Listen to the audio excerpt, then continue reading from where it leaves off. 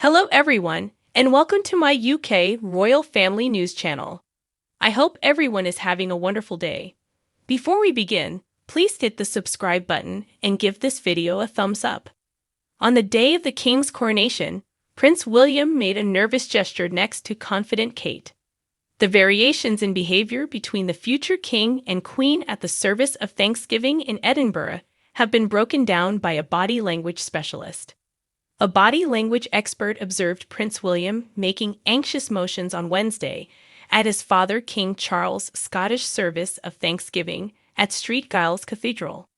This was in stark contrast to his wife Kate, Princess of Wales, who maintained a confident demeanor the entire time and has grown accustomed to being the center of attention at royal engagements. As William, Kate, and Queen Camilla happily watched the ceremony, the King was given the honours of Scotland. While William followed tradition in his Rafe No. 1 uniform with his Order of the Thistle mantle, Kate glowed in an electric blue Catherine Walker coat dress, which she previously wore for the royal Easter Sunday service this year. She accessorized the look with a Philip Treacy hat and the late Queen Elizabeth's jewelry. The couple, according to body language expert Darren Stanton, displayed very distinct behaviors throughout the day, especially during the liturgy inside the cathedral. He stated, "With Kate, we see that she really enjoys the civil events and meeting people." Speaking on behalf of Betfair Casino, William will attend them and fulfill his obligation, but he lacks Kate's level of inner strength or joy. Every so often, we notice Prince William making some stale gestures. William is pictured covering his vital organs with his hand, which is a psychological representation of doing so. This is an obvious instance of a self-calming, pacifying gesture, and one we use when we don't feel completely assured in a given scenario. To the right, Kate was the exact opposite, coming across as quite in charge and confident in herself. Mr. Stanton went on to describe how the Princess of Wales has grown more confident over the years when appearing at public events. "We constantly see this abundant degree of confidence with Kate," he continued, "whether she's with King Charles, Prince William, or Princess Anne. She appeared to be the most self-assured person in the room as she walked in with her shoulders back and stood up straight. She has grown significantly over the years, and she is now incredibly self-assured in social settings." During the service, Kate and William share a brief, private moment. William appears to be singing a hymn as he is looking down at the verses. William is staring up at Kate, who is holding the same book, and laughing sarcastically at him as if he has forgotten the words. This portrays a wonderful natural moment between the future king and queen, which is a good touch of humanism. The prince and princess have recently been more open about their public displays of affection, with one joking that they had a mischievous side to their relationship. A vicious tirade by John McEnroe about having to bow to royals who did nothing at Wimbledon. According to historical sources, John McEnroe once attacked members of the royal family in a blunt but enraged tirade on Britain's class structure. This week marked the formal start of the Wimbledon Championships 2023 after considerable anticipation. Just days after the UK endured its warmest June on record, many games on the tournament's first day were postponed due to severe weather. The pairing of wild-card participant Ryan Peniston versus Andy Murray at 2:45 on Tuesday, July 4, guarantees that at least one British star will advance to the next round in the men's singles competition. Without its outstanding cast of commentators, Wimbledon wouldn't be what it is now. In recent years, this lineup has included John McEnroe, an American former world No. 1 who mopped up throughout numerous championships in the 1970s and 1980s. Known for his candor, McEnroe caused a stir a few years ago when he took the British royal family to task for attending the Story Championships. In addition to his on-court theatrics, McEnroe is also well known for his tennis. He is notorious for frequently flinging his racket in protest to judgments that were made against him, and his catchphrase, "You cannot be serious," has gained some notoriety. He expresses his irritation with Wimbledon protocol, which demands attendees to bow and curtsy the royal box, in his 2017 book, But Seriously. Some of the most prestigious visitors to the games are hosted by the box, including members of the royal family. He asserted that since the players were the ones giving the entertainment and talent, they ought to be the ones earning the respect and admiration of the audience. What was the purpose of everyone bowing and curtsying? We're not only referring to the Queen, but also to some rather lesser royals, McEnroe composed.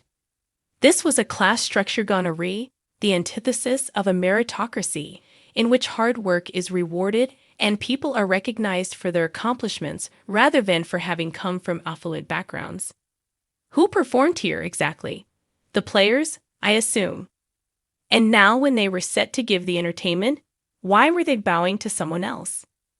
Those in the royal box ought to consider bending down to them.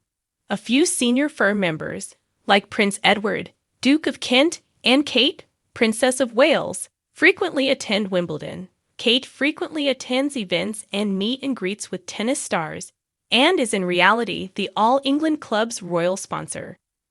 In 2021, Edward, who had served as the club's president for 50 years, starting in 1969, stepped down from his position. 350 athletes received the award from him, from Serena Williams and Roger Federer to Rod Laver and Ann Jones. He is claimed to have abandoned the custom of bowing to the royal box in 2003, bearing the presence of the late Queen Elizabeth II or Prince Charles. The All England Club has extended an invitation to those sat in the royal box, which does not exclusively belong to members of the royal family. Government leaders, tennis stars, and A-list celebrities have all visited the elite neighborhood. The guests are typically invited to the clubhouse for their preferred meal and tea, and a drink to close the day. All Wimbledon regulations are followed during the post-match festivities. Guests are required to wear smart clothing, including a suit or jacket and tie for males, while women are advised not to wear hats, as they would at other events of a similar nature, to avoid obstructing viewers' views. Kate was observed on court 18 on Tuesday, watching British tennis player Katie Boutler, whose opening round match against Australian Daria Saville was postponed. Why? Following an urgent health notice, Kate was compelled to head straight for the palace. When Kate, Princess of Wales, received a health alarm on her phone in the past, she was forced to leave quickly for home. This year's Wimbledon Championships games have already seen Kate Middleton in attendance at a few of them. On day 2 of the competition, the princess was spotted at SW19 cheering on Katie Boulter, the top-ranked British athlete. Later, she was spotted with former tennis great Roger Federer, who was honored at a special ceremony to commemorate his career before retiring last year. As the patron of several tennis organizations, including the All England Lawn Tennis and Croquet Club, the Lawn Tennis Association, and the 1851 Trust, Kate's name has come to be associated with Wimbledon. She attended the games frequently, but things took an unexpected turn a few years ago when her phone alerted her that she had been in contact with someone who was COVID-19 afflicted. As a result, the Duchess was escorted from the courtroom and sent home. She was seated tightly against other privileged visitors in the royal box, checking her cell phone. Regulations at the time, in 2019, required that anyone who had come into contact with an infected person near to them immediately go into self-isolation. Dan Evans, the then #1 British player, had just begun his Wimbledon run when Kate was supporting him. Evans was knocked out of the 2023 games in the first round. She had her coronavirus vaccination at this point and spent 10 days in isolation at Kensington Palace. It is believed that she tested negative for the virus. The Duchess of Cambridge had contact with someone last week who later tested positive for COVID-19, a Kensington Palace spokeswoman stated. Although Her Royal Highness is self-isolating at home and not showing any symptoms, she is nevertheless adhering to all pertinent government recommendations. Fortunately for Kate, her confinement was over just in time for Ashley Barty to win the Wimbledon women's final. Making up for lost time, she attended the men's final the following day at the club, which Novak Djokovic won, and then went to Wembley to watch England lose to Italy in the postponed Euro 2020 final. Kate was fortunate enough to avoid contracting the virus, but other members of the royal family weren't as fortunate. Prince William, her husband, caught the influenza in April 2020 but kept it a secret at the time. He didn't divulge the information until 7 months had passed. According to The Sun, he was pretty hard impacted by the news and at one point had trouble breathing. Princess Michael of Kent also experienced severe symptoms in November 2020, while Princess Anne missed Christmas Day with her mother, Queen Elizabeth II, due to the influenza. With few cases reported in the UK, the World Health Organization, WHO, earlier this year deemed COVID-19 to no longer be a global health emergency. Kate and the general public may now take in Wimbledon and other athletic events without worrying about an infection ruining their fun-filled days. Kate has had a lifelong love of Wimbledon. In the 2017 BBC documentary Sue Barker, Our Wimbledon, the Duchess stated that the games were very much part of my growing up.